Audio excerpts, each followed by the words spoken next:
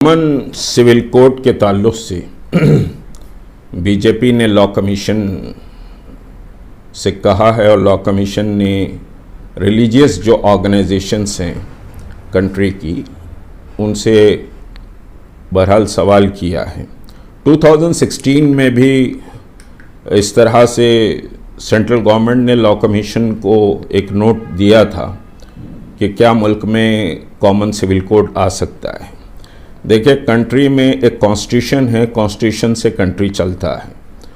और right to religious freedom, right to eat, right to wear, ये सारी चीज़ें समझिए आज़ादी के साथ इस कंट्री का सिटीज़न कर सकता है। अब आप मज़हब पर, और सबसे बड़ा टारगेट इस्लाम और मुसलमान हैं, क्योंकि 3 तलाक़ का मसला आया, कर्नाटक में हिजाब का हलाल का मसला आया, तो इनको इस्लामिक जो शरीयत है, जो मुस्लिम पर्सनल लॉ कंट्री में है, वो मुस्लिम पर्सनल लॉ से बहुत तकलीफ़ है आरएसएस को और बीजेपी हुकूमत को, और ये आरएसएस के इशारे पर ये सारी चीज़ें समझिए कि की जाती हैं। तो बहरहाल ये एक मुल्क के लिए ख़तरनाक है। और अगर मैं बहुत क्लैरिटी के साथ कह रहा हूँ, अगर जिस तरह से राम मंदिर का फ़ैसला और फिर ट्रिपल तलाक़ का मसला और 370 जिस तरह से किया गया, अगर भारतीय जनता पार्टी और उसके समझिए कि थिंक टैंकर्स ये समझते हैं कि आप यूसीसी को भी उसी तरह लाएंगे, तो मुल्क में एक बड़ा सिविल वॉर हो जाएगा। वेरी क्लियर मैं ये बात कह रहा हूँ, क्योंकि मुसलमान शरीयत से बढ़कर किसी चीज़ को कबूल नहीं करेगा। वो अपनी जान दे देगा, सब कुछ लुटा देगा शरीयत के मामले में। इस मसले में कोई कॉम्प्रोमाइज़ नहीं हो सकता। और अगर भारतीय जनता पार्टी गवर्नमेंट ये समझती है कि जिस तरह से वो कवानीन लाई हैं,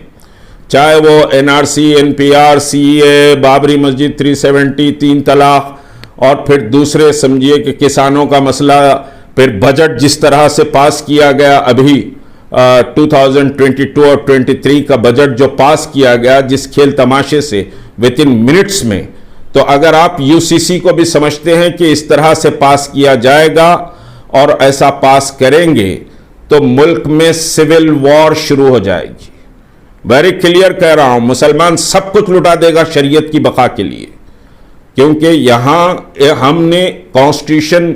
के समझिए जो सिक्योरिटी हमको है, रिलीजियस सिक्योरिटी और रिलीजियस फ्रीडम कॉन्स्टिट्यूशन ने जिस तरह दिया है, उस वजह से हम हिंदुस्तान में समझिए रहना पसंद किए हैं।